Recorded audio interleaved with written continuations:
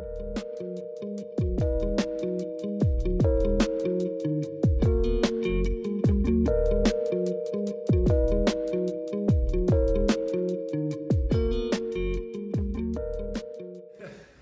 hello Denimheads, welcome to the Sons of Selvedge Podcast. This is a podcast where a group of friends get together to talk about denim, menswear, and related interests.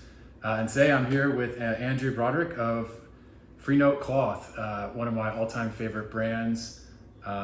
Really appreciate you guys for a long time, and I remember living in the UK many years ago and couldn't even really find you guys over there. It's like, man, these guys are doing these amazing clothes in the States. But anyways, I don't know if it's that welcome. easy. Thank you. I don't know if it's that easy to find us there right now, but you can find us here. Yeah, super rad. I mean, you guys have quite a reputation for amazing clothing, your jackets, your shirts, your jeans. Thank you very much. Thank you. Super cool aesthetic. So, really grateful that you're able to come hang out with us on the podcast and also chill in person, which is super cool. Thank you. We've been talking about this for 2 or 3 years, not forever, but we did want to do it in person. And, well, if you're happy to have me, I'm just happy to be here. So Thank you. Yeah, it all started, not Inspiration 2025, but Inspiration 2024. First time going down there to check out the kind of vintage festival and, to kind of see what it's all about, and got to meet you guys in person. I talked to Drew a little bit over email beforehand about a couple of product questions and stuff. So it's super cool to meet you guys in person. And I remember mentioning how much I wanted to talk about how you built the brand, kind of your design process, all the creative ideas that go into Freenote's aesthetic, Freenote's design details. So this is super cool. We're here. Thank you. Thank you for the kind words. It's it's always flattering. It's very appreciative to hear. Yeah, cool. So thank you very much. Humbling, and thank you for saying that. Cool. So maybe to kick it off, I'd like to hear a bit about why you guys launched Freenote. So if I understand correctly, it's you and your brother Matt that do this together. Obviously, you had an idea at some point. You thought you wanted to build a brand. So how did it kind of all get started, and why? Great question, and I think you kind of introed it well too. My brother is, equal partner. Now we've grown beyond. We have such a team. You've mentioned Drew. We just talked about off camera. Having beers with Nick at our Freenote party. Our team is just second to none. It's become family. But my brother and I did start the company. We're equal partners. We share in a lot of tasks, although we do our best to kind of stay in our lanes. We swerve a little bit, but I guess that's important with family, to kind of really have good, clear lines of demarcation of who's working on what, and it is. But if you start a company with somebody, it could be your best friend, it could be somebody you don't know that well, it could be somebody that happens to be just a good business partner, period. But who else would you rather work with than family or a close friend? There doesn't need to be. I think too many people are like, oh, it's tough working with family. Well, it's it can be tough working with everybody. So we're lucky to have each other. But I did want to highlight, we have now a 12, 13 person team, which is like the heart and soul of Freenote. It's grown much bigger than just my brother and I. And then to your question, I kind of had to think about this. A couple of weeks ago, this was brought up about why we started Freenote. And I think the most interesting thing I can say about it is it's evolved. And the reason we started it was probably for some selfish reasons. And I'm about to be 44, so let's just say 10, 11 years ago, you are more selfish than what you are when you're, as a decade passes, and I hope in 10 more years it's, even more selfless. But we started the brand because we wanted to start a business that's made in the USA. We love Selvedge denim. It gets kind of typical, but I think we did a good job of getting it to where it is. But now when we think about why we started it, it's for much more altruistic reasons. Supporting the craft, the trade, supporting our beautiful team and their families, the sewers. Our manufacturing to us in the U.S. is second to none. Well, we know it is second to none in the U.S. Now it's such a bigger reason than, hey, Matt and Andrew wanted to start a clothing company, probably do a lot of selvage denim, maybe do some selvage shirts, selvage, make stuff, maybe make ends meet. I mean, it just, I'm not saying that's in our rear view by any means, but I think the reason we started the brand is kind of why we are here today. And it's to be a little more successful, be a little bit bigger than when we started, and then lastly, to make a difference. And I think we're getting to that point where Freenote can make an impact, whether it's making things ethically charged, or whether it's just inspiring somebody to make something locally, wherever you live. I mean, we live in Southern California, so of course we make it there. But I'm not trying to beat anybody over the head. That's got to be made in the U.S. It does need to be, for us, made locally, for us to care. Yeah. So yeah, a lot of things kind of spawned off on why we started, but simply, it's probably for selfish reasons. We wanted to start a cool clothing company, and no one was really doing it. And we liked rock and roll, we liked selvage, we liked heritage. It's a huge Western aspect in our brand, where the shop is in San Juan. But I think now it's just become maybe better reasons why we started it now. Yeah, it's interesting because I wouldn't have necessarily thought of it as like a unique selling point, but there is like a unique aspect to Freenote where you guys have sort of this kind of rock and roll vibe, as you mentioned, the kind of cowboy Western vibe, as you mentioned. Like growing up in Texas, I've always really loved Western shirts and that kind of thing. But also you kind of mix in the surfer vibe too, right? Because like I've got a pair of y'all's board shorts, and I think that's pretty interesting too, how you're kind of having these three different flavors kind of all come together. I didn't mean to leave that off. My brother and I are surfers, snowboarders. How can you not put that DNA into the brand? Our Aloha shirts are made in a factory that's made Aloha shirts for, maybe 30 years. Oh, that's cool. Awesome. Old school. It's in Huntington Beach, Surftown, USA. But that's in the brand as well. Now, I will also say, we have to survive. Our team has to survive. So we do have to dip into, what's around us and what we like. Somebody the other day was like, well, what if Western, whatever, like if the fad slows down, it's like, oh gosh, I didn't know it ever started or stopped, but that's a part of our brand. And I don't think our customer is like necessarily, getting their Western gear and going to Coachella or something. I think it's much more, kind of in their DNA.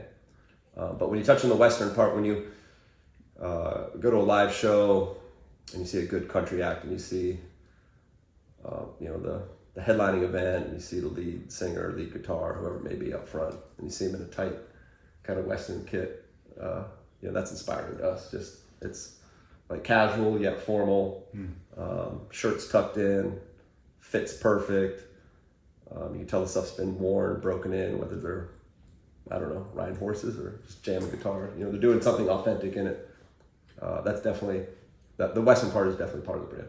Well, it's interesting. I was kind of hearing you say that, and I was thinking, like, actually, the connective thread across all of this is it's all Americana, right? Like surf culture, that's right. You got it. Rock and roll culture, car culture, all this stuff. So it's like, I guess maybe that is kind of the connective thread. It's like everything you guys do has got like roots in Americana, which in theory makes it timeless. So, whether what's in trend or not, your clothing is always a great piece to wear any year, any season, which I think is pretty cool. And yeah, well said. On the rock and roll front, I remember last year at y'all's party during Inspiration, Inspiration 2024, you guys had a rockabilly band playing, and the lead singer, I think, does a lot of y'all's modeling for you. He does. Josh Jovi's become, like, again, family. We have a shirt named after him, which is a really cool kind of garagey, short. You can't tuck it in. It's like a kind of shorter, wider fit. Fits right on the belt line. And you get that kind of rock and roll or rockabilly, which is huge in Orange County. So we're in Orange County. You go east of us, you're going to run into Anaheim. Like, there's a huge social distortion and rockabilly culture there, right? So for my brother and I, little East Coast kids growing up, that was like, I could maybe imagine like what someone thought of Elvis when they were younger, when that car culture, rockabilly, like all of our friends were like moved out to California. We're like Elvis cuts, slicked hair, cool cars, and you're just like, whoa, like it just wasn't that prevalent where we grew up. So that's in the brand too, you know, and that's like, again, I think that's a crowd that's inclusive, you know. I mean, these aren't like exclusive car clubs, you know. It's like an inclusive, like kind of come come all attitude, and that's from Josh Jovi to Jason Burns. He's a guitar maker. I mean, we have so many people that come to mind that have kind of influenced the brand that way too. And you're right. I think you eloquently said, just simply put, it is Americana. Mm-hmm. We have to be diverse in our offering, or else we're just in one niche, right? So we have to be, you know, we can't just be heritage or military reproduction. You know, we have to be, we kind of have to, in a cool way, offer a little something there for everyone. Cool. So maybe kind of shifting gears a bit, it might be interesting to kind of talk about how you guys got the brand started, like sort of what your early days were like. Okay. I think the best way I can describe it is through songs. Like, there's songs I would listen to different years, and I've always been into indie music, just because awesome. I get sick of like. Any favorites currently? Hearing this, yeah, Franklin and Poe, the crew and I, we saw Big Thief like a year ago, and like 2 years ago, Drew, our sales director, his wife and my wife, we saw Big Thief out at Pappy and Harriet's in the desert, and just hearing new music was great. I mean, we've been fans of them for a while, but sometimes when they're playing, I'm always looking up to see where they are. But there's a ton. I mean, there's indie music is bountiful these days.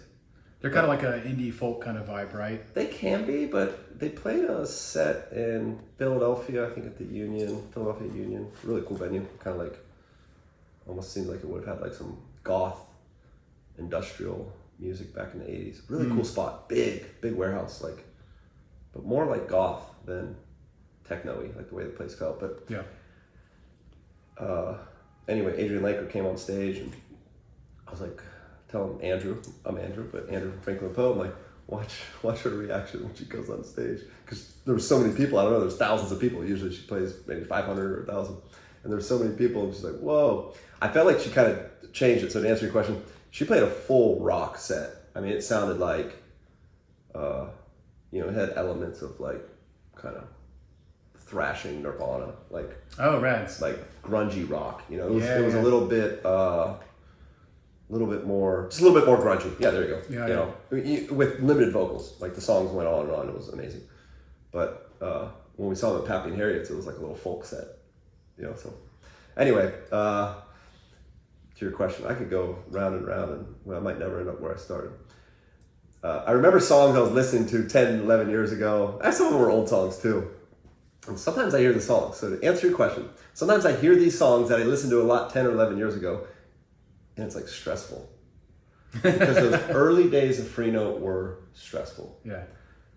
Making a pair of jeans, and making something from scratch is different for everybody. And believe me, I'm, you know, not behind the sewing machine sewing it myself. But making a pair of jeans, as Freenote did, was stressful. Like, I remember my brother and I, we couldn't get a rise fixed on a pair of jeans. It kept coming in at like 11, and maybe we needed it at like 10.75, or maybe it was the other way around. I know the fit was the Tribuco. We kept trying to get it, and we were changing the pattern, messing with it. We weren't sure if it was the sewing allowance, the pattern. Like, all those days were stressful, because at some point you have to make a product to sell. Yep.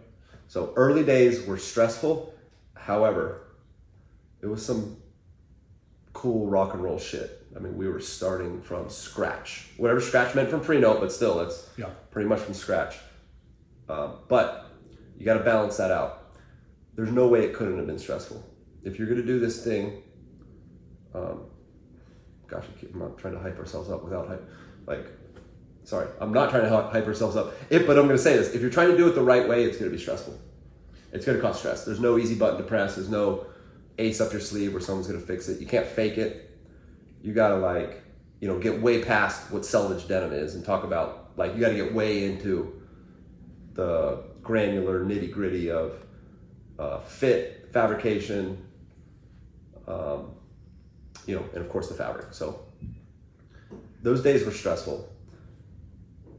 Sometimes I hear songs and I'm like, oh, that song was out. There's a song by Sun Kill Moon, and I hear it and I'm like, oh man, I'm a huge fan. I don't want to hear that song. I don't want to hear that song. Now, sometimes I hear that song and I'm like, hey, we're doing a little bit better. I can pay for dinner. I can go to, for us, there's an easy level to success. I tell our kids and friends, family, if you can go to the grocery store and get whatever the heck you want, you're home. That means you get the beer you want, if you want that. You want to get the premium water with the droplets in it, the healthy stuff. If you want to get the nice steak, the fresh, like if you can get anything, that's what it is. Back then, you're like, couponing and figuring it out, and young kids. Those days, okay. Sometimes I hear those songs, they can be stressful. So you ask immediately, what were the early days like? Hey, for a little stressed. However, and again, I'm not trying to hype Freenote up. If you're gonna do it though the right way, you're gonna have long nights. You're gonna be up in the middle of the night. I don't want to say panicking, but stressed. I mean, the details matter, right? Like those little things matter. Like if the fabric's not washing down just right, if the cut's not exactly how you want, a couple millimeters off. I guess over here, 1/16 of an inch off. You gotta keep working at it, right? I'm enjoying this because you know what you're asking. Yeah. Like a 1/4 inch off will mess up a garment. There's no doubt about it. Especially if you're talking, let's just say, a 1/4 inch on either side of the chest. That's a 1/2 inch total. We can do the math. Times that by 2. You have a full inch difference in the chest. And we're just talking a 1/4 inch, right? Yeah. 1/4 inch too long, a shirt might not fit underneath the jacket. 1/4 inch too short. When I'm talking about that main event, the main Western act coming out, that shirt needs to tuck in. It needs to look proper. So, you're absolutely right. Those 1/4 inches drove my brother and I crazy. Not on each other, but just like gritting our teeth, trying to figure it out. Maybe I look back, I see how patient we both were with each other or the process. But gosh, you have to set the rail at an early point in either a brand or product, just to make sure that you're like, hey, we're gonna do everything right. So those early days were very creative. They were very up and down, but they were very right. We had to go through that. Unless you went to design school and you learned sewing, pattern making, there's a whole creative part of the brand that maybe we won't even touch on, we don't need to touch on. We'll maybe focus more on kind of craftsmanship and production. But unless you have all that training, which would be 4 or 6 years of education, you're gonna make those mistakes. So answer your question again. It was stressful, but I think it was very necessary. And one big thing too is I know almost all of y'all's garments come pre-rinsed. At least your woven tops do. I can't remember if I know all your jeans are sand-fried, so I can't remember if they're rinsed as well or not. But I'll just jump in. We recently we just started rinsing some denim. But go ahead. Yeah, I was thinking that must make it that much harder, right? Because then you're having to kind of build your patterns. That's I guess right. Before it rinses, and then hoping it rinses down in the way you expect. That's exactly right. So let's say a shirt we make over the years. There's several shirts we make. Different fabrics, but same style, same templates. So let's say we make 6 calicos a year. Yep. So that's a single tooth Western. Let's say we make 6 a year. Unless we make one that's raw, meaning we've already tested and are saying, hey, there's not gonna be much shrinkage in this product, so eventually you have to wash a shirt. Eventually you have to wash, a denim jacket. That's 6 different patterns. 6 shirts, 6 different patterns. Not many fabrics shrink in equal amount north-south as east-west. Yep. Okay? So it might shrink 5% is actually a good amount of shrinkage. So it might shrink 5% north-south, 2.5% east-west. Now that can go into the program of a pattern. You can pump those numbers in, and every piece, goes up that way, east-west, north-south, with that shrinkage in there. They're going to call it a 2x1 or whatever the numbers are. And then you're sewing it. But you're going off a shrinkage blanket. Now a shrinkage blanket is 20 by 20, okay? And then you measure the 10 by 10 box in the middle, or you do 20 by 20, whatever. But let's just call it a little blanket, bigger than a handkerchief, but not as big as a towel. Does anybody think that a shirt is going to shrink the same way as the blanket after you apply the shrinkage to every garment? Right. So you actually do a test fabric. That's you right. See how it's going to change. It's simple math, easy, a little bit of a science experiment. Figure it out. You figure out the shrinkage. But when you apply that to the program, and then you apply it to the shirt, and then there's the sewing, and then how about this one? You got to check the temperature. So, a lot of shirts, I think the sweet spot for a shirt is when we make like 80 or 100 of each shirt. Yep. So it's cool. Our stuff's limited, but it's not like we make 10 of them. Yep. So let's say we make 100 shirts, and you put that in the washer. So it goes to a professional commercial wash house. You're controlling the temperature, and then you're also controlling the drying. That in no way is going to be very similar to the blanket, however you use the blanket to make the shirt. Okay, now I'm going back to the old days. So I hear an old song I want to hear. I'm like, oh my gosh, it's stressing me out. It's too much. Now we have what song is it this time? No, I don't. Oh man, there's an old. We grew up in the surf and snow, and Eddie Vedder was a big thing. Yeah. Old Pearl Jam song I used to hear. It's like slow song. I forget the name of it, but Vitalogy is still my favorite of all the records. I mean, the first 3 albums are all nostalgic. That was me in the early 90s. Yep. 7th, 8th, 9th, 10th grade. So you're from 81, I guess? 81, yes sir. Yeah, same. Yes, sir. Yeah, same. Okay, so when you hear those songs, we can just talk about music. When you hear those songs, those are like triggered great things. You're 8th grade. Maybe not everybody had a good 8th grade year, but you're like, oh, I was happy. I was like, cool when this album came out. Okay, back to the shrinkage. So we make 6 calico shirts. We're not making them all at once either, but you're making a couple per season. All that shrinkage, you got to apply it, and then you got to test it.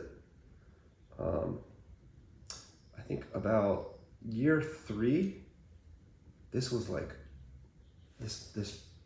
mind blowing to me, and it seems so simple. And I'm like, darn it!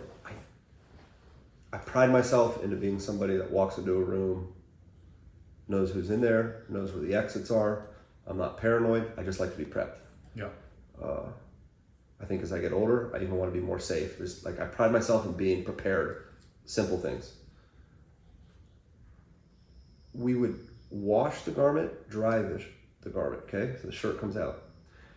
When you take a shirt out of the dryer and measure it, which I was doing, and then you iron it, there's no doubt about it, you're gonna get at least an inch difference, okay?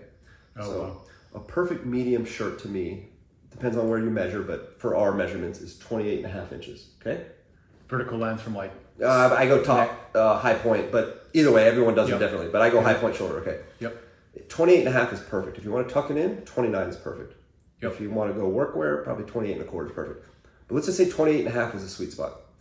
I was getting garments out of the dryer, from the commercial laundry houses in LA. Yep. We used 2, still use them, from the same ones we started with.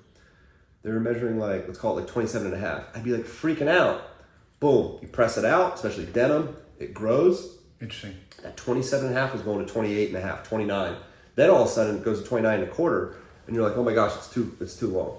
Mm-hmm. Like, what are we doing here? That maniacal kind of attitude is how tricky it is to make a rinsed shirt proper. So sometimes we say when we iron them to our manufacturers, that goes to a place called finishing. One of our shirt factories handles all our finishing. That's going to be button applications, snipping the shirts, all the loose threads, and then pressing and packaging, putting on our nice letterpress labels. Sometimes I tell them, don't hit it with too much heat. Yep. Because the person buying this shirt is not going to be pressing it that often. Now, if we happen to make a raw shirt, which we still do in denim, it's just like a pair of raw jeans, and there's no way to figure it out. It's like the $1 million question or whatever.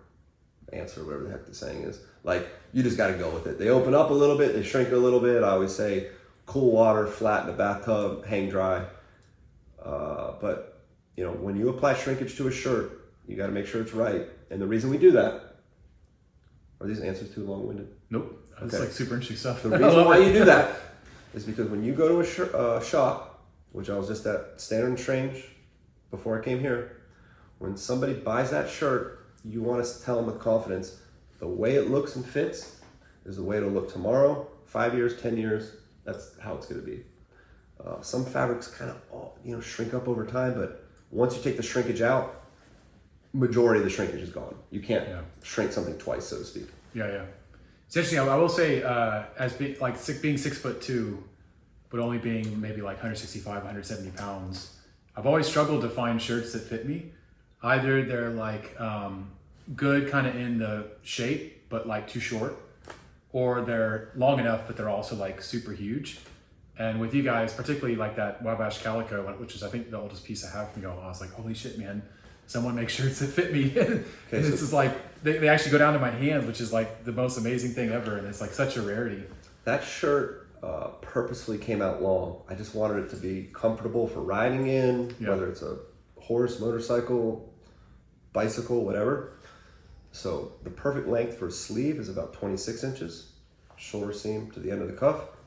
That shirt came in, this is gonna I'm sounding like a serial killer and I haven't seen that shirt in years. I'm glad you have it. That shirt came in at 27-inch sleeve length. Yep. And 29.5-inch body length. So for you being tall, and I haven't seen that shirt in years.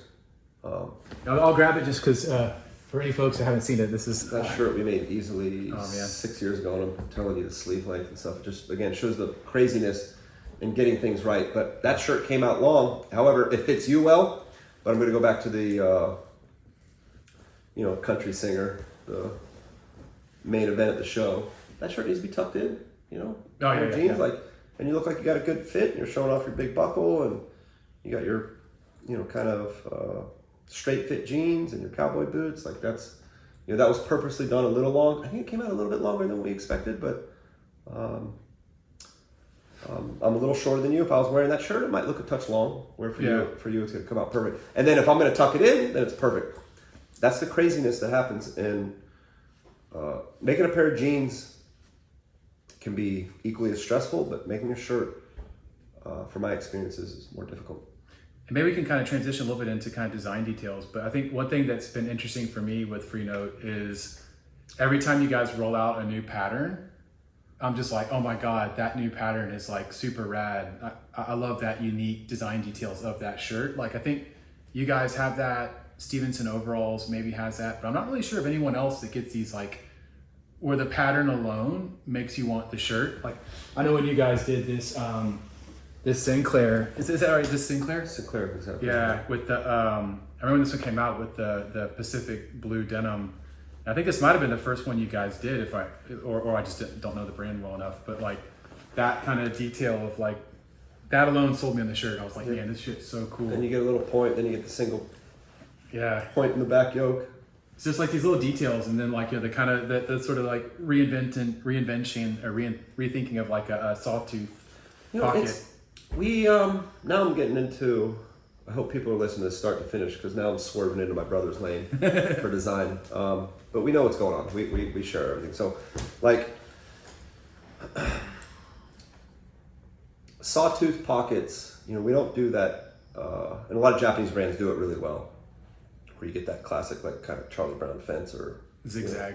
Zigzag. Yeah. So my brother redesigned that and still gave it 2 points. Gosh, I give my brother all the credit in the world on the design, and it's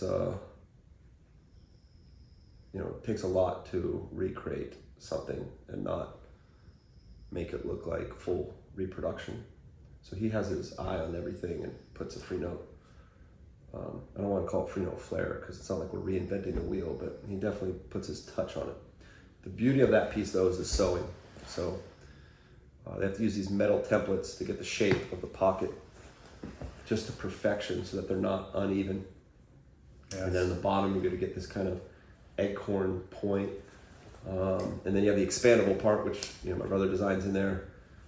But that and we're not even talking about the buttons, the braided kind of turquoise snaps.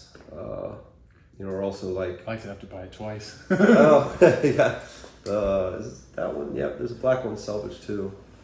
Well, it's funny. This guy it matches my my Jazzmaster, like the turquoise and black. So I was jamming out, playing it, doing some little videos. I said, my buddy's like, dude, your Freenote shirt matches your guitar. Turquoise and black always goes well, and turquoise and kind of indigo. Yeah. Kind of pair. Well, actually, turquoise goes with a lot of things. Actually, think about it. Yeah, that's super rad. But those shirts, we have a shirt factory in Huntington Beach, and then those shirts are actually made a little bit heavier fabric. Those are made in Los Angeles at a little bit more of our outerwear kind of factory. They make about 12, maybe 16 styles a year. But yes, that's a Sinclair. Thanks for grabbing two of them. But the even the inside, you can show the inside of your inside placket there. You can see how beautiful it's all tight there. I kind of noticed that. I love the white stitching. When you start seeing people wear shirts, you start to notice does it have a independent placket? Is it lined up, sewed on there? An Aloha shirt can be a folded over placket and then sewn down, but that's really a cool piece, which just means it's cut separately. And yeah, I've always got this dream of launching my own brand someday, kind of just doing stuff I make myself. But so for me in particular, and I think a lot of it has to do with having worked at Black Horse Lane, where they obsess over the construction. It's the brands I like the most are the brands who put the most effort into the actual make.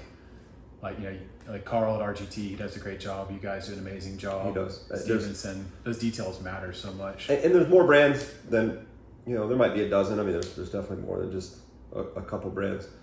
We try to put that small sewing house mentality into into a brand that can support 12, 13 team members. So it's a little bit of you got to bring this you got to romanticize the cutting, the sewing, and you got to bring that into a little bit more of a commercial appeal. Yeah. For Freenote. But all of our sewing houses are exactly what we would dream of when we started Freenote. 6 to 8 people getting after it.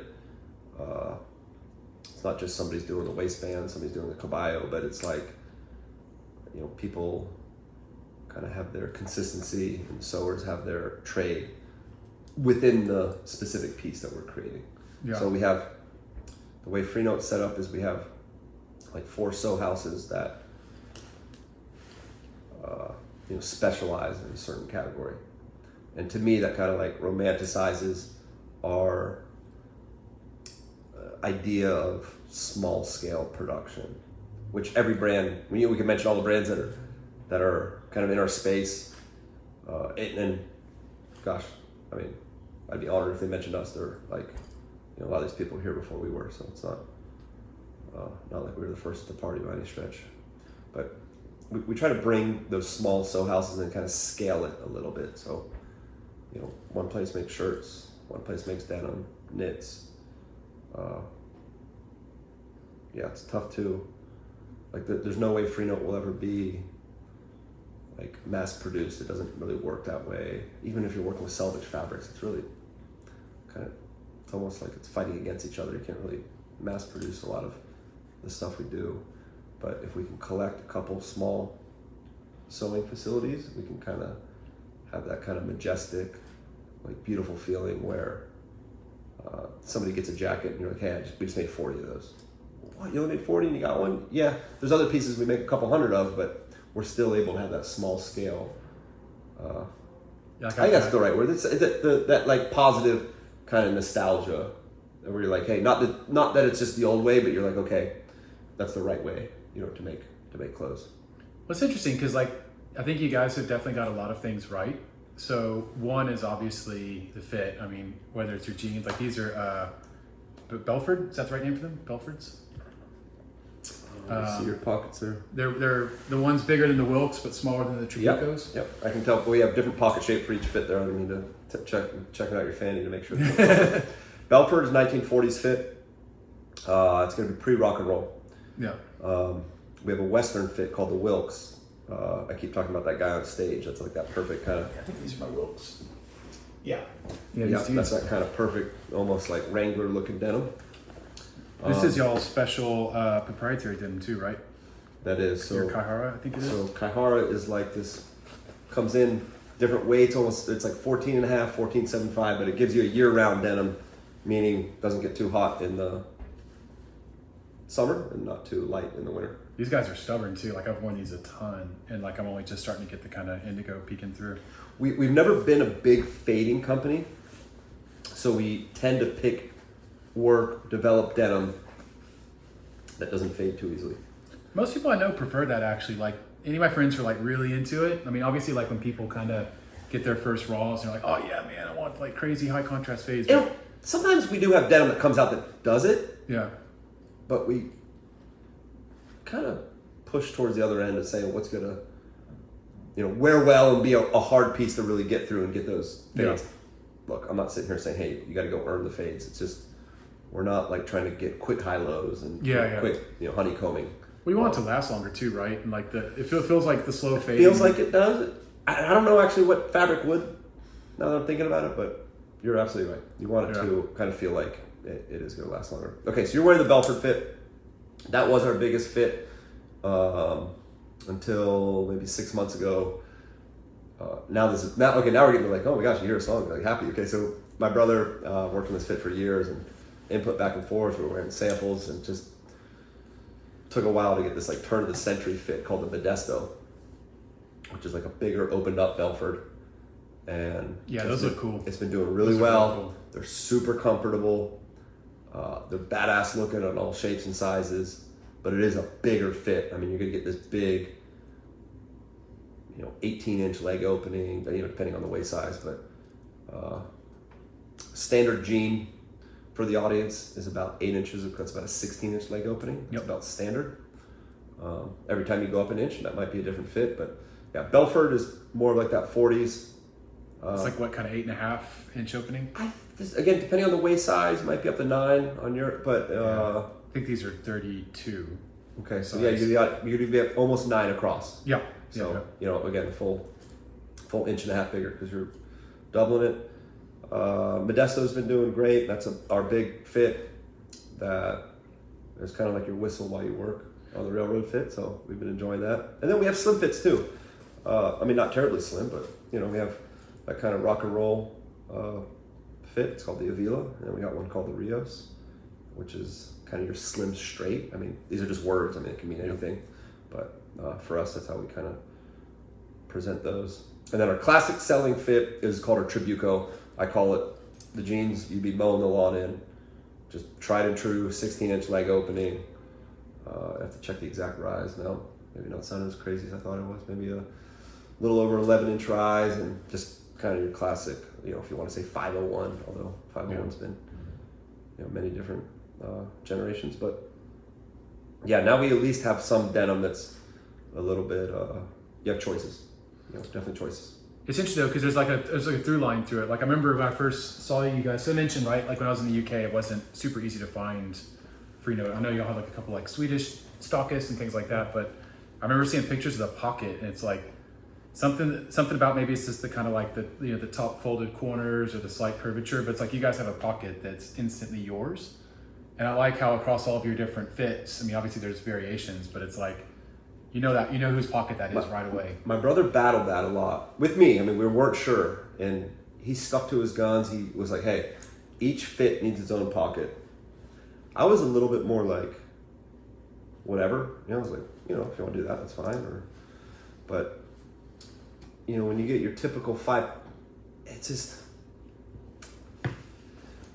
it's nice when you see our denim on the streets and you're like, well, okay, that's a Wilkes fit, so Yeah. But that other little part of there, if you hold up that denim, has a little bit of curvature in there. So when you go grab your wallet, there is a function to it. And then underneath there is a reinforced, there's a little herringbone fabric.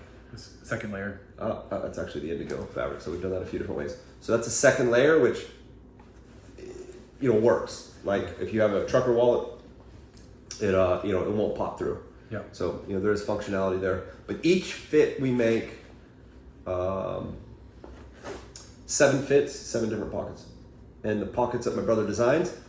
try to lend itself to that era of where that jean was inspired. So we try to have a pocket that lends itself to, the fit, the era, of that pant.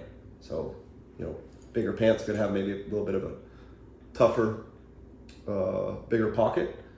Mm-hmm. But you're always going to have that kind of curvature, easy access in there, on our pockets. But it took a while to break through. A lot of people did not want us to do that. I can say that confidently. A lot of people told us to, and they weren't wrong, and we weren't right. It's not that. It just took us a while to break through to say, hey, this fit gets this pocket. Yep. I like it because it's just recognizable. It's like, hey, you see what pants are, style you're wearing. But they'll have a commonality to them, though, right? They're all they're all a Freenote pocket. There's just like subtle derivations of each across the fits, right? That's right. Yeah, I just picked up an inspiration. I can't remember if it's called the Shifter or the Drifter, but it's like the cowboy chino. Yeah, shifter pants. Yeah. So that's got a couple inspos in there. There's yeah, these are cool. And someone who loves Western wear, and kind of like, I guess it's kind of my Texas sort of roots, but like some of these details, I love them. you got the. I mean, those pockets are so rad. Like, you didn't have to do that, but it's like it's just really cool. And like the way you do the belt loops. Like, I get the other ones too. I guess the other one's called the Drifter, the more like bigger. Okay, so that's the Shifter. I'm running a blank on this Western pants. This is like your Wyatt Earp formal wear. So you're gonna get the darts in the front, so you get that kind of beautiful shape to it. You're gonna get the big belt loops, and then in the back pocket you get that kind of Western points. Yeah, I love the flaps on it too. On each one. I wear the Shifter pant, which is a little more of a officer trouser. So, what the Slash pocket and stuff. officers would wear, has slash pockets, big leg opening, maybe 19, 18, depending on the waist size. Yeah. And it's just straight. It's just straight the whole way down.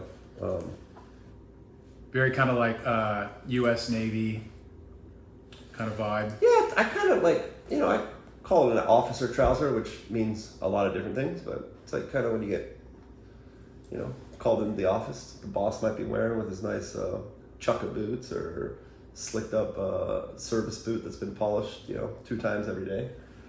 Gosh, the name's escaping me, but yeah, this pant we make about 6 of these a year. You got the brown one that's your most common one, right? It's like there's the brown one, and it's like a heavy twill. It almost feels like it's got some wool in it. I'd have to check the makeup on it, or as I'm looking at these. I don't have my glasses, but yeah, this is... Did you just get these? Yeah, Lily picked them up the other weekend. Yeah. You get the high rise, it's like, I don't know, 12.5 inches there. I need that because, like, being as tall as I am, like a lot of the Japanese stuff the rise just doesn't work for me. They're not meant for like someone who's got a very. But you can see how big the leg opening is on these. Yeah, those are rad. So this is like a Wyatt Earp going out to eat, dressed up pant there. They look super cool with like a pair of black cowboy boots. They do. They look great. I mean, most folks now are wearing an engineer boot, but yeah, truly they're built for cowboy boots. Yeah, that's some Walkmans that look great too. Truly they're built for cowboy boots. But we also have cats wear this, and a pair of Chucks or Vans. And, yep. I mean, it doesn't have to be everything. So got a pair period of specific neon green Authentics I always wear.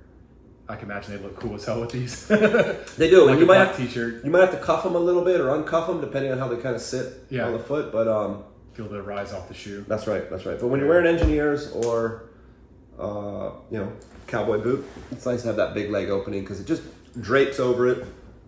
You get them hemmed right; they don't stack. You just want that kind of formal looking, kind of slick fit. But yeah, those are insane. Thanks for picking those up. Yeah, for sure. Yeah, I'm a big fan of a lot of the stuff you guys do. So I'm always like, I've got enough clothing. I don't need anything else. And like, I end up hanging out with you guys inspiration or, get your newsletter. I'm like, damn it, Freenote's done it again. No, well, we don't want to buy something else. We always say we don't want to like prey on our customers, like buy. But no, it's just you make good stuff. Make good stuff, and really you want to have a few items in your closet that you're comfortable with. And generally, that's going to be one or two of your favorite jeans, one or two of your favorite pants. Shirts get tricky because, you know, kind of got to wear a lot of shirts, it seems like, you know. My thing is like I've pretty much wanted to get one of each of your Western patterns. So like I've been like, all right, I don't have like a Packard. Which Packard should I get? I don't have a Sinclair. Which Sinclair should I get? Which Rambler? So I've kind of always been sort of like picking one of each, you know. Sinclair, Calico, Western, Rambler, Modern Western. They all go well with this pant. So I keep kind of, because this pant, sorry, I'm like escaping the name. The Duster pant. The Duster pant is very Western inspired. There's a similar pant called the Shifter. Now we're making products, I can't remember the name.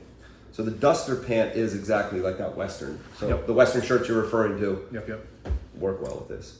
Where the Shifter pant is a little bit more on the officer, but the fit characteristics are very similar. From the waist, that thigh, leg opening down is going to be very straight. Yep. If you're wearing slim product, or if you're wearing our workers chino, which is our number one selling pant, the workers chino, just fits like a great, that's an officer trouser too, it's got the slash pockets. This is going to feel big, the Duster, as will the Shifter. Yep. As will the Denim that's doing really well for us, the Modesto. Did you guys do that in your your anniversary rainbow fleck? That was done in the Wilkes. Yep. Portola. Portola's one of our better selling, maybe our best selling fits. Yep. It's the only thing about the Portola is you gotta have a little bit of a booty and you know, some thighs, like you're like into cycling or hockey Like a or something. fuller top block. It is a fuller top block, but it looks very like tough when the right body shape is into it, and it is our number one selling pant, denim. Now I think about it, but when you have like the right body type in it, it's a very tough looking jean. You look like a tough guy, even though it has that taper, which some people are like, oh, I don't want taper. Yep. Like, you know, the Portolas definitely can be a very like tough guy, like kind of Boston, raking the streets. Yep. Fit. But you see, even I'm stumbling through all of our fits. And it's the same thing with shirts. I wanted to come back on that. We make shirts that won't fit me that well. We make shirts that won't fit you that well. We make Yep. shirts that'll fit you really well. We make shirts that'll fit me really well. We're now messing with the blocks enough where it's like, hey, how could you make, you know, how could one customer wear every medium of our shirts? Like, it doesn't work like that. We have different fits. Yep. We have some mediums that measure 42. We have some mediums that measure 46. That's the chest. Yep. Okay? We have some mediums that measure 27 and a half. We have some mediums that are 29 and a half. Yep. And it's not for all shapes and sizes. It's the style of the shirt lends itself to the mechanics and the numbers and the measurements it'll be. To that point, do you recommend most of your customers kind of stay with the tag size for the shirting and just kind of like embrace the fact that different shirts are going to fit different? Absolutely. It's kind of like what I'm saying with if you're used to wearing like slimmer stuff and you put something on big, you're like, whoa, am I wearing like Yep. Bugle Boy or Jinkos now? It's like, no, they all look good. You just have a different kind of thought in your head of how it should look. Yep. I mean, we just like folks to, at the end of the day, it's just clothes, but take a chance, wear something different. It's made well. You're supporting what we believe is a good cause. Yep. But yeah, stick with the same size. Hey, if it doesn't work, you know, we're not gonna. I don't like when things get too period specific, or it's like I say, hey, we're not gonna prey on our customers. Like, hey, buy. We have this new thing out. Get it. We want people to be very comfortable in what we make. If they choose to participate in Freenote, we want you to be very comfortable, obviously happy, not stressed out. But not everything we make is going to be for, you know, that individual. Yeah. Because of the different fits. Yeah. On that note, I've got actually a question. I've got a buddy who really wants to get into you guys. He's on the shorter side. I mean, like, pretty short guy. He's trying to figure out like what kind of cut would work well for someone that doesn't have a long inseam. You know, he's maybe 30, maybe even a 28 inseam. And then another friend is a bigger guy, maybe my height, 6'2", but just like really, really full. You know, probably a big 48-inch, 50-inch chest Okay, we'll start with the shorter fellow first. So, depending on the waist size, let's just say somebody's a little bit on the shorter side, and you got to hem it. When you chop that, it's not that the leg opening is going to get that much bigger, but it certainly isn't going to get smaller. Yep. Excuse me. So maybe like the Rios fit, like our slim straight fit. Yep. When you get it on maybe a little bit of a shorter individual, it starts to fit like a bigger fit. Yeah, it's just going up the leg a little bit. That's right. And it's just that, maybe the fit gods were like, hey, a 34 waist needs to be 6'1" or whatever. I don't know. But let's just say you take a 34 waist and the person is, totally normal height, 5'8", 5'9", like, barely short, if you want to say that. That fit is naturally going to be bigger. Yep. Does that make sense? Yep. And that's kind of what I was saying about the Portola fit, is that if you get the right body in it, it's a tough guy fit. You look like that, like, Ben Affleck in every Boston movie he's done where he's beating up people, You kind of look like that, like, tough jockey guy, but also the cool guy at the bar that's, the local townie, Mm-hmm. So, but my recommendation is if somebody is a little bit on the shorter side, is to go with a slightly slimmer fit because it'll be naturally a little bit bigger. Yep. Now, if they have a small waist and they're short, well, then we have fits for that too. Okay, now going to the second individual. Bigger legs fill out jeans. It just is what it is, right? I mean, it's just, it's going to be fabric over, your big tree trunk legs. To me, you're going to want to go with a bigger fit, so you don't look like something stuffed in a bag. I guess you don't want that like taper, right? If you're a big guy. But again, it's whatever they're comfortable in. I would recommend that they go towards a bigger fit, so that it looks a little more becoming of them. It looks a little bit more balanced. We sell boots at some of our shops, some of our Freenote shops, and we always say, like, we just want everything to look balanced.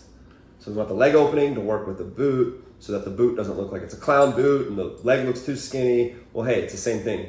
You don't want the leg opening to be so big that it's like overtaking, the footwear. So a bigger individual, I certainly, as long as that person's like 6'2", burly, I recommend a bigger fit so that the body looks more balanced. Okay, take everything I said, throw it away. Those are my recommendations on those two individuals. Yep. We just want people to feel comfortable, and looking comfortable and feeling comfortable are usually the same thing. Yeah. Hey, that looks like it's going to be good to eat. I ate it and it tastes good. You're like, okay, well, that's pretty much how that works. It smells good, it looks good, okay. Like, fitting denim looks good, usually it feels good. And that's kind of the balance we try to put out there in all of our fits.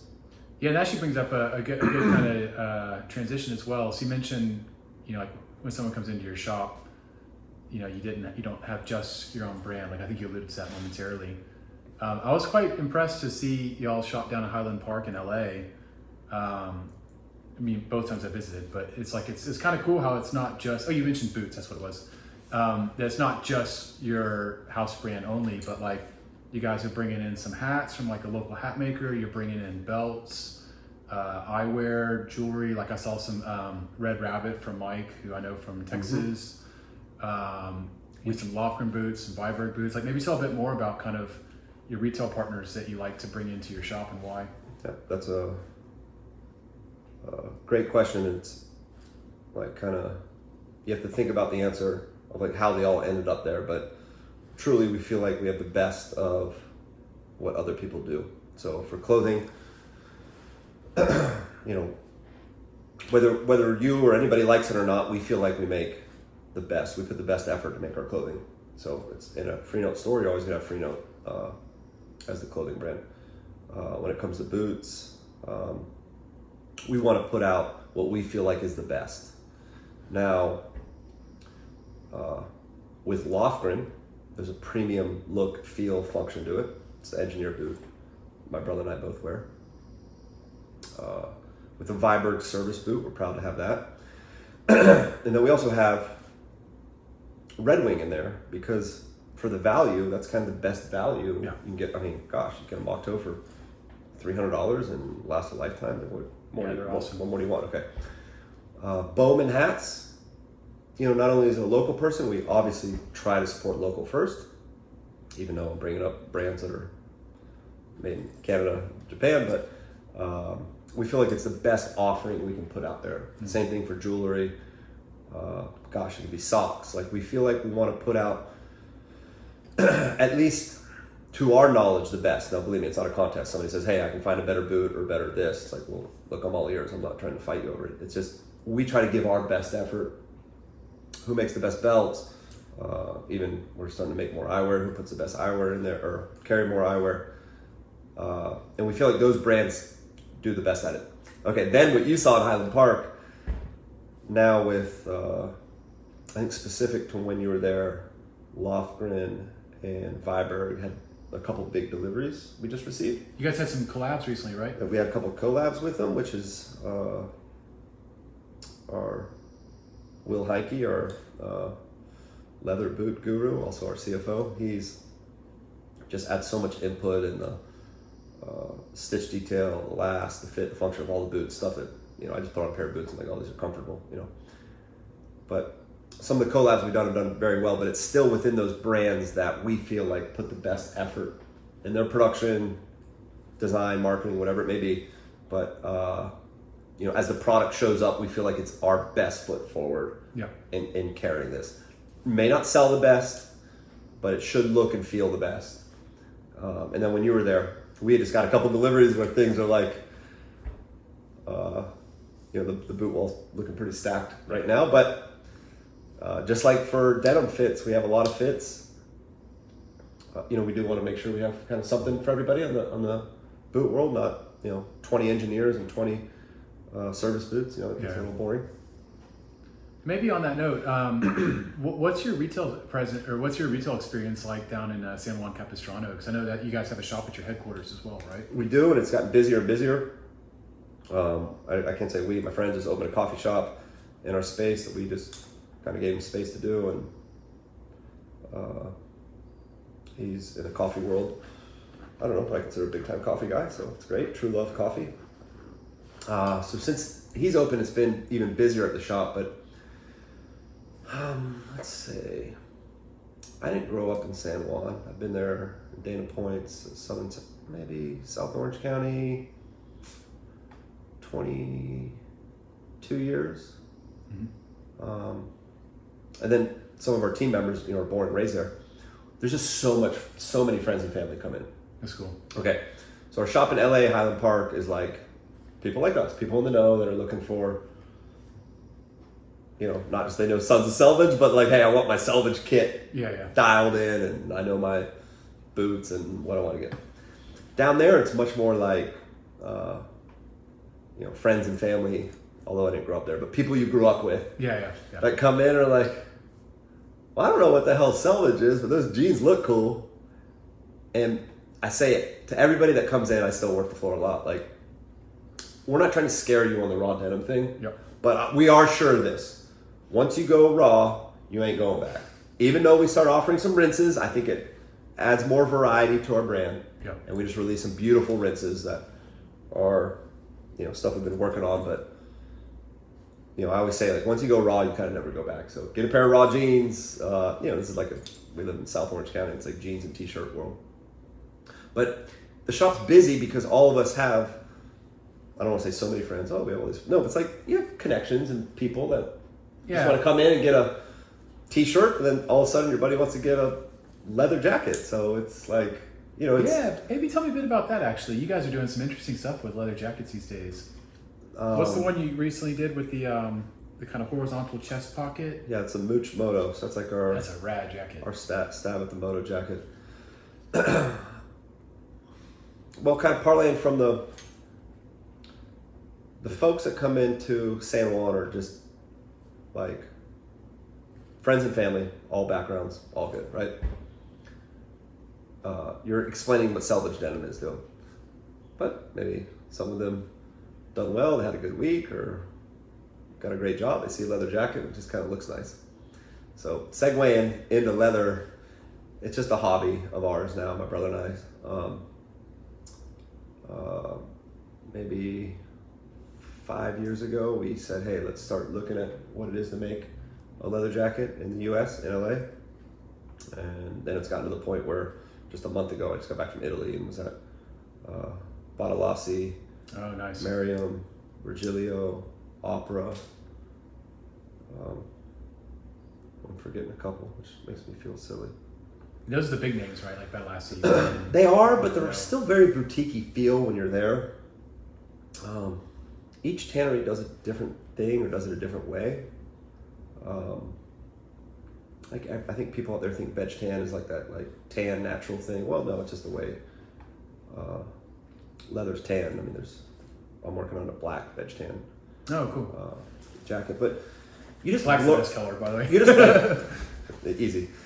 You just learn so much. So I was in Italy for a week, and you're in a town called Santa Croce, which is like 45 minutes west of Florence. So Florence, beautiful. You get all there's tourists and American schools and stuff, but you get the best museums in the world and all that. Mm-hmm. You go 45 minutes, so maybe 20, 30 miles. People that are driving slow, kind of. You get into Santa Croce, and it's like, I don't know if there's 100 tanneries there or 50 or if there's 200, but there's like as many as you can, almost more than 50, as many as you can imagine. And each one does it their own way. And it's not like a specialty, but each tannery does have some form of specialization that they do. Definitely some form of competitive advantage that you're not going to have at, at tanneries elsewhere. So, of course, I was looking at horse, so went to a lot of horsehide tanneries, and you just learn. I just went there like arms open to learn as like a full kook. I knew I didn't know that much, but I thought I knew a great bit about leather or a little bit. I learned so much when I was there. Again, not in a humbling way. It was just like, hey, we're going back to school. We're learning, like truly learning. How leather is tanned, how it ages, how it needs to be tanned for a jacket versus boot. It was very educational. At my age, it was very like a breath of fresh air to kind of learn something. Yeah. And like I started this with 5 years ago, I started this leather conversation. Like my brother and I, it was just kind of a hobby. Let's figure this thing out. Now, it's gotten to the point where we're using like different threads. We just bought a new keyhole machine. Like it's endless. What you need to make a leather jacket compared to making jeans. Yeah. Whole different process. Which but you're kind of figuring out. Like not walking foot machine. Why is it different? Rather than saying, hey, like you got to use a walking foot machine versus this. Like now you're realizing why you have to use that machine rather than just saying like, here's everything I know. Like you have to use that. Like you realize why they have to use this machine. Why the leather needs to be, 1.23 versus 1, or how it's going to age. We don't want the leather to crock or leave a mess all over somebody's couch or car or their boots or their ecru, natural color pants. So now it's kind of nonstop. Now we're in. So now we're in the slot. It's like the gutter ball. Like you're in there.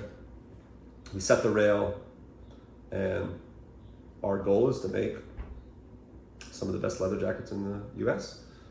I like where our denim is. I think we do make some of the best denim. And we're going to keep trying until we get our kind of leather jackets to nothing ever reaches perfection, but really, really, really, really good. Okay, jacket I was wearing is our Mooch Moto. My brother took a moto jacket, kind of designed it, toned it down a little bit, got rid of the waist belt. It's a very wearable piece. You can still wear it riding. It's very rock and roll. I don't want to say it's a showstopper, but the denim or the leather I was using was this beautiful Merriam. Like it just has all the grain in it, and it'll operate like a T-core, although technically it's not a T-core leather. It's basically a black with a brown core. Mm-hmm. Is it a horse or it is cow? Horse. Until I get a real reason to be like one animal versus the other, but we are starting to specialize in horse with these Yeah, carries. yeah. But I have a steer hide jacket that, I love to wear. Way different characteristics to the leather.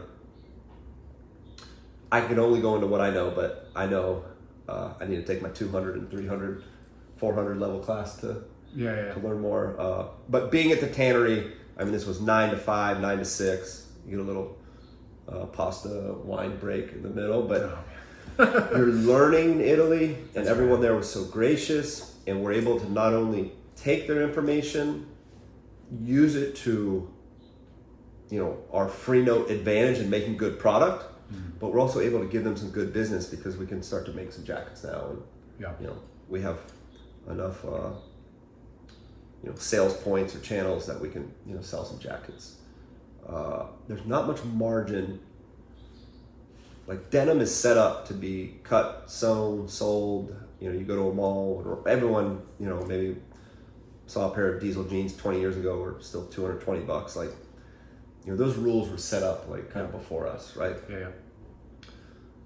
What's the price of a leather jacket? Kind of be anything, but there's not a lot of margin in it because the leather is like $10 a foot. You're going to get messed up leather that you can't use except for maybe make a small wallet or something, and even then you want a different thickness. And then the sewing is like cutting and the skiving, like it's a full passion. My brother and I definitely jumped in head first. We love it. But we're just at the kind of beginning stages of really perfecting. If you get a Freenote jacket now, it's just so much better than it was 2 years ago, and still my favorite Freenote jacket was made 3 years ago. It's just, there are little elements that are getting better. Which jacket would that be, the one you like the most? Okay, one of my favorite jackets is it's like a flight jacket. It's called an FJ1. Has a nice classic shearling collar, but it's a steer hide. It's just not made in LA. It's a very nice premium jacket, but I see the elements of it. It's not as nice as some of like the horse and other things. Yeah. We're doing now. Please, everything I'm saying is subjective, not objective. I haven't said one. Everything's subjective, but it's like. That's kind of the point, though, right? Like, if you're not always improving and you're not always trying to like optimize it, like, why keep making stuff, right? Like, it may be like, oh wait, they're better now than before. What the heck? But it's like, well, no, it's like. That's the whole point, right? It's always leveling up. It's always improving. I agree. And I mean, I myself can be dynamic in some ways, but like when I say like I feel like this is the best stuff we do, I really feel it's the best we can put out. Yeah. And by no means do I think that's an objective comment. It's just our opinion is we're starting to put the best out. Our goal though with leather is to make the best leather jackets in the U.S. Like that's our goal. Whether we hit it or not, there will be some objective sewing and leather elements to it, but that'll be my opinion, and if you don't agree with it, that's okay. That's totally fine. It's just we're trying to do it, whatever we perceive to be the right way. Well, it's interesting because like I'm good friends with John, Leather Jacket John, on Instagram, and like I hang out with him every year at Inspiration, and he's picking up these jackets that are from like the 30s, the 40s, the 20s, and like you can still wear them. There's obviously they're aged and they're different than they were when someone bought them, but it's like the staying power of a leather jacket is quite special and quite unique. It can be like sometimes you see like the old pair of overalls or old Levi's sell for, and you're just like, whoa, dude, it looks like there's like almost like gauze, like you just like rip holes in like them. mummies wrapped in them. Where leather, you're like, dang, like it's a little old use, but. Sometimes you can see the liners get a little chewed up and stuff like that. Yeah. You need a functional zipper. So a lot of vintage jackets do have new zippers. I mean, who cares, whatever. But it is less. I mean, look, you could people say it. I think it's actually somewhat literal. It's like you could be buried in these jackets, I'll say this, just slide aside. I think it was Universal brand zipper that you guys used on that Mariner jacket. Man, that's such a nice zipper. Thank you. We have to order those, in advance. We got to match up the tape to the garment. Yep. And then obviously the length. Yep. Sewing also has to be perfect. If you get a universal zipper that's like butter, you're like, your hands could be freezing. Yeah. And you could just get it and it will just lock in. It's almost like it's like once it gets in, it just goes up like it's like robotic. But there's a reason that zipper costs $18 a main zipper or whatever. Like it is.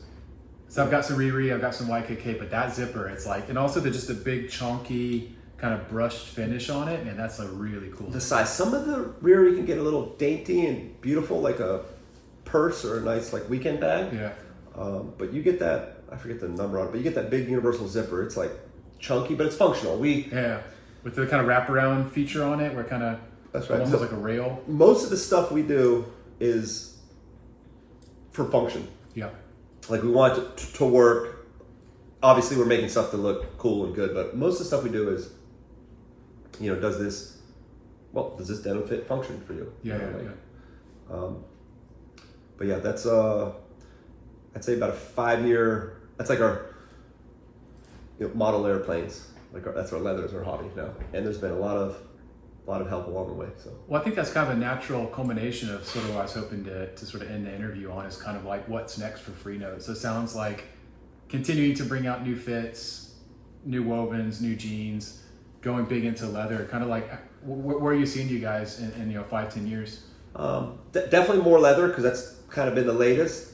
But if I say we've been into leather making jackets for 4 or 5 years, but if you asked me 5 years in a day, I kind of didn't know where it was going. So that just kind of like came up. It was natural. I think the easiest way is to answer that is to perfect what we're doing now. I don't know if there's any.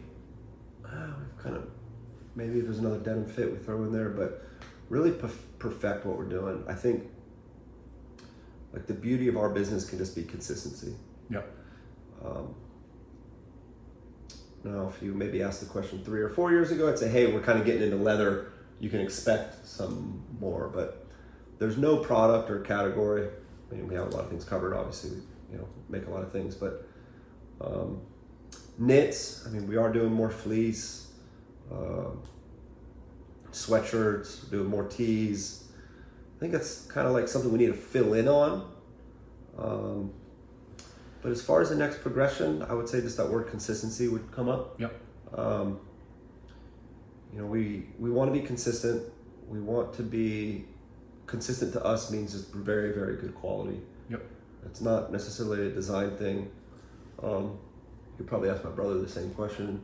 He might have more of a creative answer, but he still would come back to just, we want to make consistent, good product that works.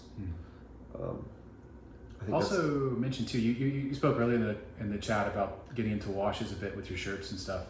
I think you guys do that in a pretty nice way, because I've seen some other raw denim brands get into washing, and I was like, not sure I'm feeling that, but some of the like rinse indigo calicos and the shirt with the kind of cigarette pocket, like I forgot the name of it, Lambert maybe? Yes. Y'all done some really nice wash shirting. Some fabric, okay, when you're looking at shirting fabric, it's just like there's so many options. Maybe you're referring to like a chambray one. And then when it becomes a shirt, when you rinse it, sometimes it brings the fabric alive. Like it really brightens it up. And then you're like, wait a minute, this fabric was made to be rinsed. Yeah. Okay. At some point you're gonna wash I usually go a good 6 months to a year, depending on how dirty the jeans get before my first rinse. When you rinse something prior, we're doing that to bring the fabric alive, or else you would never see that till 6 months or a year down the road. Maybe a customer or someone never even gets to that point. Yeah. But there's definitely fabric my brother and I look at a lot, and we're like, hey, the fabric came alive from the rinse. Yep. When we see that, there's meaning to it. We're like, oh, dummy, okay, yeah, it's sanforized, but after the rinse, it still became more alive. Yeah. So what does that mean? Okay, the fabric will brighten up. A lot of indigo could look dull. It could look a little kind of that unsanforized, kind of duller looking denim. Almost has a little muted? gray, muted. Yeah, exactly. Yeah. Good word. Okay, yeah. Looks a little muted. There's some sanforized denim stuff I work with now that it it becomes alive when you wash it. And then when you see that, the meaning is, okay, well, it was supposed to be rinsed, dummy. It's like, oh, okay, I need to know that. Well, I guess on that end, maybe what I'd say is I'm interested to see what it means for y'all's leather jackets to come alive, because if that's kind of the next thing, and like I remember I saw either this year or last year inspiration, you're wearing one of the black mooch jackets. It'll be kind of cool to see how your jackets evolve, see how they kind of come to life. Thank you. See how they patina.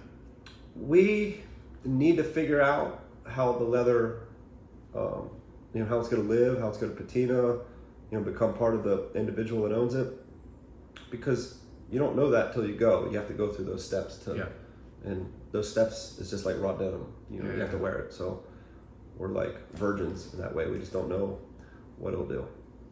Our biggest thing we focused on is just the fit, and now we're focusing on the sewing, and then in between that was kind of making sure the leather is coming up to speed with it. But I'm very proud of our fits. We are lucky enough to have an in-house pattern maker, and we get to work with her just on the shape of sleeves.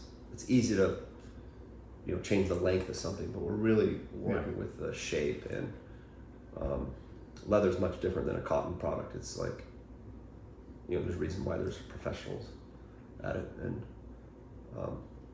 I'm hoping in 5 years, I'm proud of where we got the first 5 years, because it is pedal to the metal on it.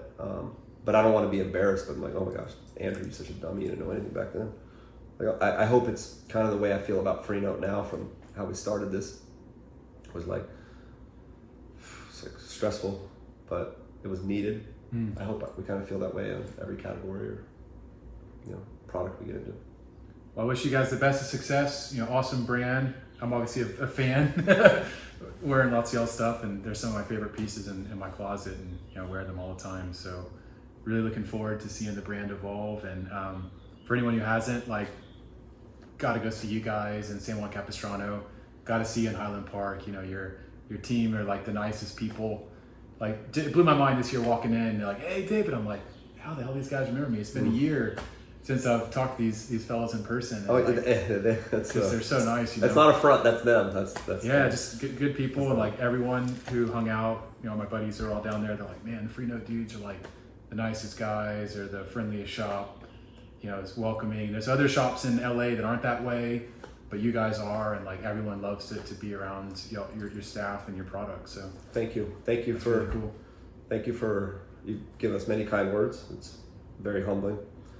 I want to say thank you to you for keeping this so conversational. Yeah, thanks, Andrew. And really appreciate it. Calm and peaceful. It's nice to just be asked questions and have a second to think. Yeah, for sure. Than all the stock standard ones. It's good to hang, And then in your compliment on being it comes to your very first question. I can kind of figure out why we started the brand, but where we are now, it's for all of us. It's not we're here to host you guys at a party or an event. We're not, it's obviously smile first, but we kind of all exist for each other. Yeah. So thank you again. Cool. Thanks, Andrew. Appreciate it. Awesome.